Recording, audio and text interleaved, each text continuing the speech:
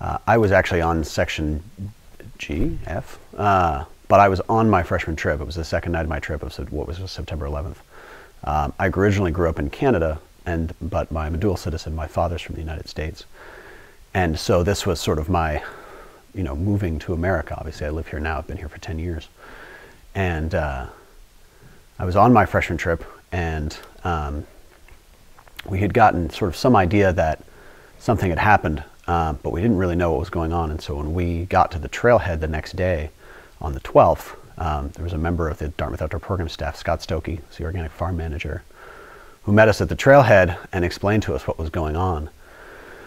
And, I think it didn't feel very real at the time. It took a long time for it to sort of sink in and for us to really feel what was going on. I think for me, it was two things. It was that, coming to America and having that be sort of the first experience. But I think for my class, it served as a little bit of a, wake-up call, sort of a giant seize the day. And I think that my peers and my class were just that much tighter and a little bit that much more sort of alive and wanting to take advantage of the opportunities that Dartmouth was giving us, because we had come here right at that time and being that experience. So it was definitely an interesting way to start my Dartmouth experience. Everybody was very determined to make sure that, I think what the people who were behind these attacks were trying to do was to upset people and to ruin things, and everybody was very determined to not let that happen. And so while there was a bit more of a solemn tone to it, everybody was really excited about going on as much as normal as possible. And so the program went on as continued as normal, and everybody did their best to sort of put a brave face on. And I think it was really valuable to do that, because it meant that life was going to go on, and that we were going to overcome this challenge and do what we were going to do.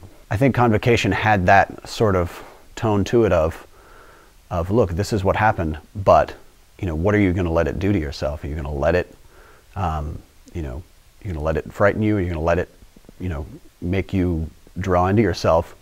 Or are you going to have it be that reminder that every day that we have is precious, and that the opportunities that you still have are really important? And I think that's what my class took away from it, was coming together as a group and really becoming, not the best class ever, but I think really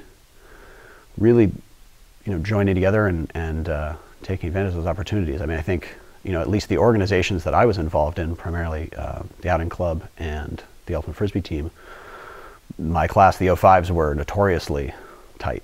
We were always a group and always together and really excited about each other and what we were doing. So, I think it really did, starting right from Convocation, really brought us together. I think the most amazing part of that whole situation was how the students and staff that were involved in the first-year trips program dealt with an incredibly challenging circumstance. I mean, you think about it, there are, hundreds and hundreds and hundreds of students spread throughout the state in the wilderness. And, by the time they sent somebody out to meet everyone, and by the time they'd done that, they'd been in contact with everyone's family to make sure that everything was okay. And, that type of Herculean effort, it just typifies the freshman trips program. And so that was one of the things that made me the most excited to be a part of the Outing Club, and obviously 10 years later I still am. So I just thought that was really amazing. And the trips director from that year, Justin Barnard, was, I don't think I ever met him, but he was spoken about in sort of hollowed tones for a long time after that. It was a pretty remarkable experience, I think, for everybody who was involved.